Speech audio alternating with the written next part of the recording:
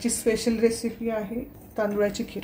इथे मी अर्धी वाटी आंबेमोहोर तांदूळ घेतलेला आहे। इथे खीर बनवण्यासाठी कोणताही सुवासिक तांदूळ वापरला तरी सुद्धा चालतो। तर आता आपण सुरुवात करूया खीर बनवायला। आता ही स्वच्छ पाण्याने धुवून घ्यायची आहे। तर या ठिकाणी तुम्ही बासमती किंवा इंद्रायणी हे सुवासिक तांदूळ वापरून त्याची खीर बनवू शकता। अतिशय चविष्ट खीर बनते। सुती कपडा घेतलेला आहे आणि या कपड्यावरती मी हा तांदूळ घालून घेते आणि हा छान असं हाताने पसरवून घ्यायचा आहे। 1 तासभर हा तांदूळ सुकवून घ्यायचा आहे, परंतु उन्हामध्ये हा तांदूळ सुकवायचा नाही। 1 तास मी सुकवून घेतलेला हा तांदूळ कपड्यावरून काढून घेतलेला आहे। तर आपण हे तांदूळ आता मिक्सरच्या भांड्यामध्ये घालून घेणार आहोत आणि थोडंसं दरदरीत वाटून घ्यायचं आहे।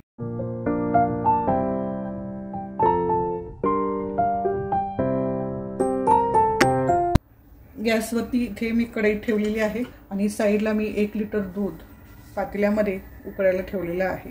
ते उकळून थोडंसं आपल्याला आटवायचं आहे। अर्धा चमचा तूप घालून घेतलेला आहे। काजूचे अख्खे काप थोडेसे,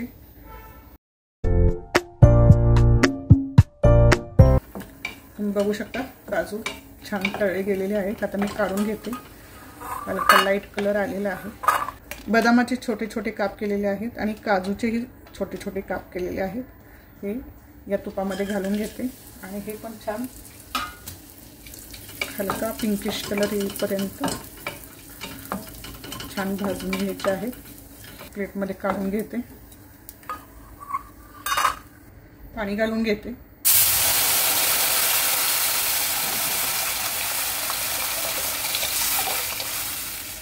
आपण वाटलेला तांदूळ याच्यामध्ये घालून घ्यायचा आहे। अर्धी वाटी तांदूळ घालून घ्यायचा आहे आणि तांदूळ घातल्यानंतर असं सतत ढवळत राहायचं आहे, कारण शिजताना तांदूळ खाली चिकटला नाही पाहिजे भांड्याला।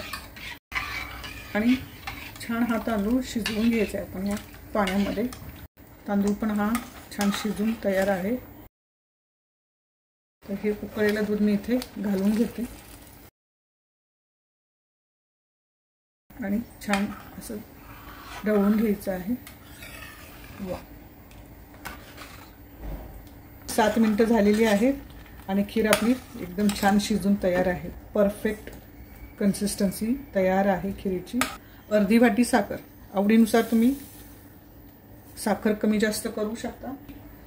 वेलची पूड बारीक कुटून घेतलेली आहे आणि छान मिक्स करून घेऊया आपण।